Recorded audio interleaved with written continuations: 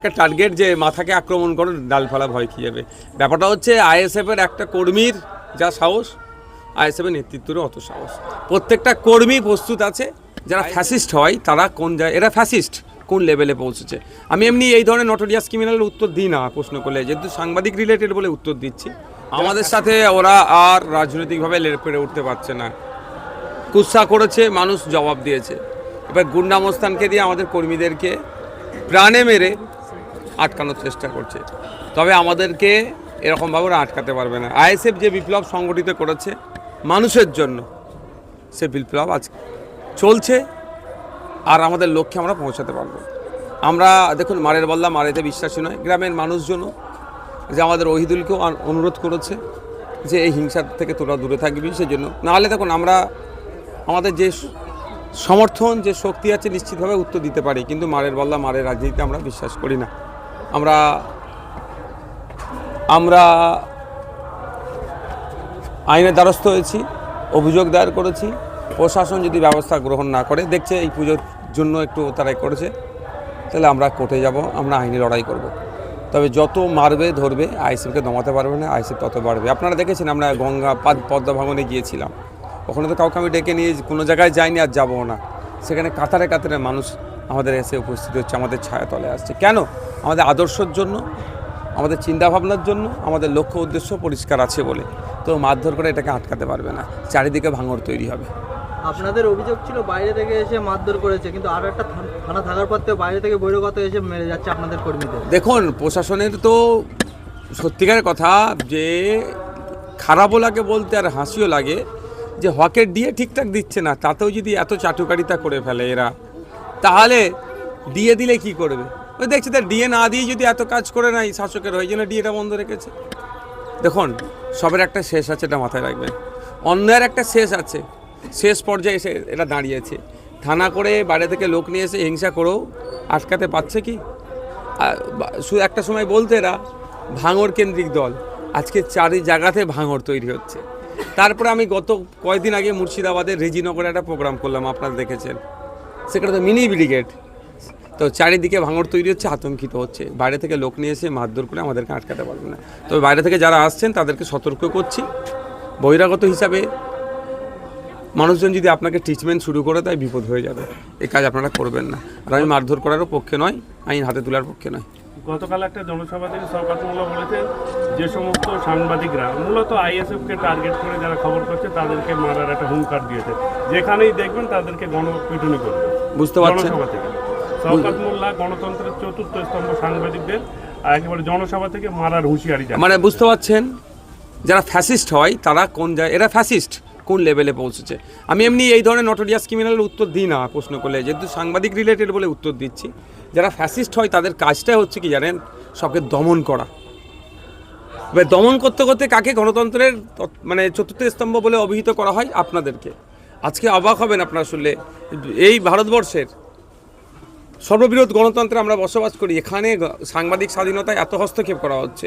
আরে এমন অনেক সাংবাদিক আছে আমার বিরুদ্ধে খবর করে, মানে অন্যায়ভাবে আমার বিরুদ্ধে কথা খবর করে, তারপরে আমার কাছে যায়। আমি কোনো দিনের জন্য তাদেরকে কিছু বলি না, কিন্তু হাসি তাদের মুখটা দেখে, এত এড়িয়ে যায়। তারপর আপনার সঠিক খবর যখন উপস্থাপন করছে, আপনাদের উপরে এরকম করে কথা বলছে। যদি কোনো সাংবাদিকের উপরে কোনো ধরনের আক্রমণ হওয়ায়, এর দায়ভার শওকত মোল্লাকে নিতে হবে এবং তার মূল্য শওকত মোল্লাকে চুকাতে হবে। ভোটের আগেই আইএসএফের ডাপটি নেতা মার খাচ্ছে, কিন্তু কর্মীরা তাহলে কি? দেখুন, এটা হচ্ছে একটা টার্গেট যে মাথাকে আক্রমণ করে ডালফালা ভয় খেয়ে যাবে।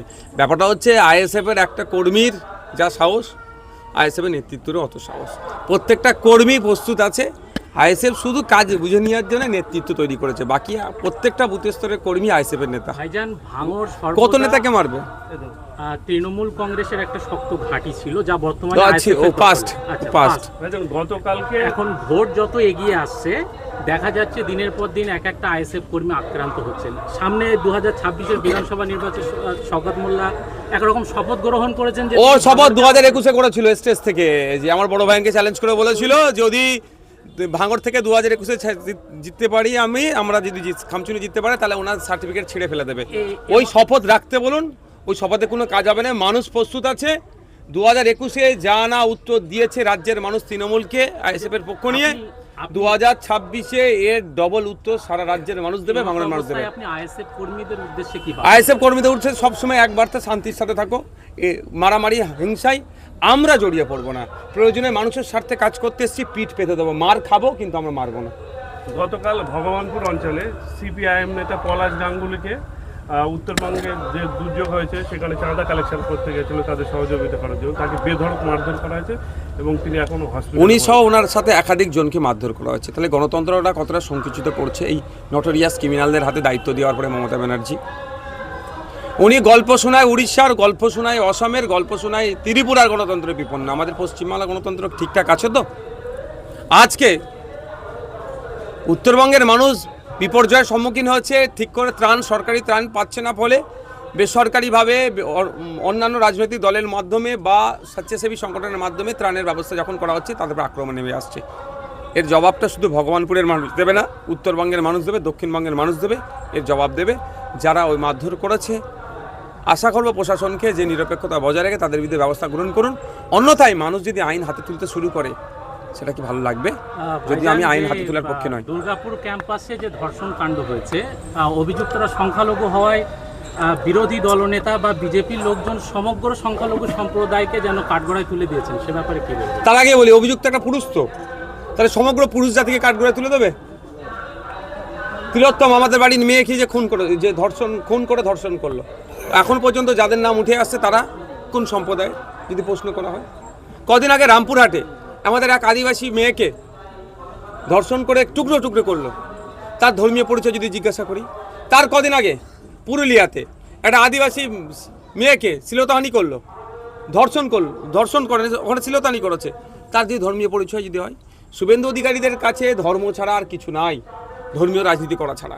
তারপরও আমি বলবো, যেভাবে শুভেন্দু অধিকারী, অর্জুন সিং, বিজেপিরা যে কথা বললে সমাজে বিশৃঙ্খলা তৈরি হতে হবে, দুটো সম্প্রদায়ের মধ্যে বিভেদ তৈরি হবে, তাদেরকে ছেড়ে রেখেছে কেন? তাদেরকে এখন গ্রেপ্তার করে জেলের মধ্যে রাখছে না কেন? যে যারা ধর্ষণ করেছে ধর্ষকদের আমি চাইবো দ্রুত চার্জশিট দিয়ে ফাঁসিতে ঝুলানো হোক। এসআইআর এখন বিজেপির মুখ্য হাতিয়ার হয়েছে, আপনি এসআইআর এর পক্ষে না বিপক্ষে? আমি সংবিধানের পক্ষে।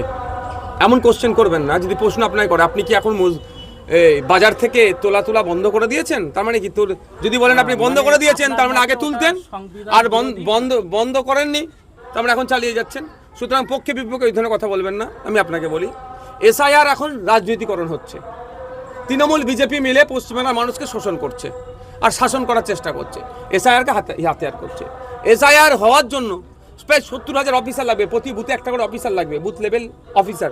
কে দিচ্ছে? রাজ্য সরকার দিচ্ছে। এআরওগুলোকে কারা দিচ্ছে? বিএলওগুলোকে কারা দিচ্ছে? রাজ্য সরকার দিচ্ছে। তাহলে গল্প আমাদেরকে শোনালে হবে? আমরা চাই স্বচ্ছভাবে হোক, কোনো বৈধ ভোটারকে ডি ভোটার না করা হয়। সেই জন্য বলেছি, আবারও বলছি, আতঙ্কিত হবেন না। আতঙ্কিত হলে সমাধান হয় না। আপনাদের এলাকায় আমার ভিডিওর মাধ্যমে যারা ভিডিওটা দেখছেন, প্রথম কাজ হবে বিএলও, বুথ লেভেল অফিসার কে সেটা খুঁজুন, তার নাম, ঠিকানা, ফোন নাম্বার, সে কোন ডিপার্টমেন্টে চাকরি করে দেখুন। যদি সে বেটা ইচ্ছাকৃতভাবে কাউকে ডি ভোটার বানিয়ে চলে যায়, তার বিরুদ্ধে আইনত লড়াই হবে, মাঠে ময়দানে নেবে, গণতান্ত্রিক পক্ষে জবাব দেওয়া হবে। আর তৃণমূলের কথায় কেউ ভরসা করবেন না। এই গল্প শুনিয়েছিল এনআরসি সিএ হতে দেবো না, হলে আমার বুকের ওপর দিয়ে হবে, অলরেডি তো সিএ হচ্ছে, বুকের ওপর দিয়ে গেছে। এর কথাই কেউ বিশ্বাস করবেন না। Thank you.